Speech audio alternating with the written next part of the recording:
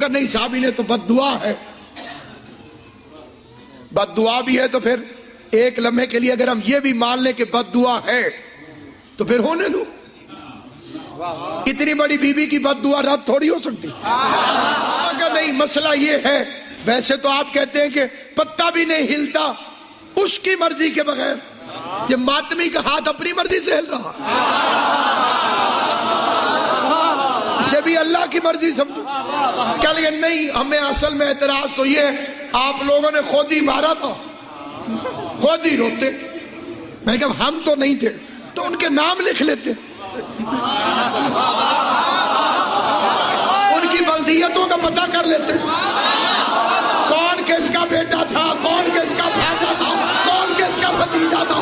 پھر اکٹھے ہو کر حسین کے قاتلوں پہ لعنت بھی بھیجتے جائیں گے، چہرے بھی دیکھتے جائیں گے کہ خوش کون ہوتا ہے، پریشان کون. انویسٹیگیشن ہوگی تو پھر پوری ہوگی. قاتل پکڑا جائے گا، اس کے ابا اماں کا پتہ کیا جائے گا. اور یہ میں کوئی انوکھی بات نہیں کر رہا ہوں. آپ کسی بھی پولیس سینٹر سے جا کے پوچھ لیں کہ جب وہ تفتیش کرتے ہیں جیب کترا بھی پکڑا جائے تو اسے پوچھتے ہیں تیرا ابا کیا کرتا ہے؟ چوری اس نے کی ہے، ابے کا کیوں پوچھتے ہو؟ کب فیملی ہسٹری سے تو پتا چلے گا کہ پورا خاندان ہی چور تو نہیں ہے. ہم گھر میں بھی تو بیٹھ کے رو سکتے تھے،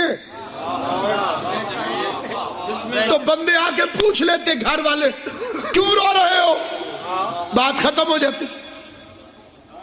تو پوری دنیا کے اشتہار لگاتے، سڑکوں پہ آتے، روڈ پہ نکلتے، کوئی تو پوچھے گا کیوں رو رہے ہو، فکرہ ہدیہ کرنا چاہتا ہوں. کوئی تو پوچھے گا کیوں رو رہے ہو. اس کیوں نے حسین کے قاتلوں کو بے نقاب کر کے رکھا، چھپنا بھی چاہے تو نہیں چھپ سکے.